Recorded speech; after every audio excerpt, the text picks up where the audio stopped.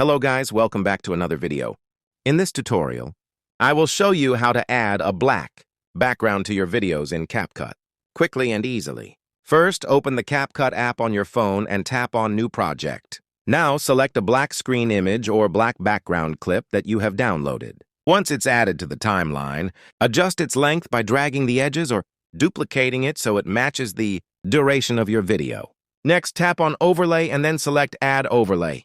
Choose the video that you want to place on top of the black background. After importing the video, resize and position it anywhere on the screen according to your preference. You can pinch to zoom, move the video around, and make any additional edits if needed.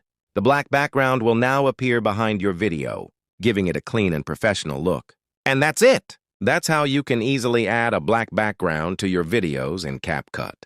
If you found this tutorial helpful, make sure to leave a like, subscribe to the channel, and turn on notifications for more editing tutorials. Thanks for watching, and I'll see you in the next video.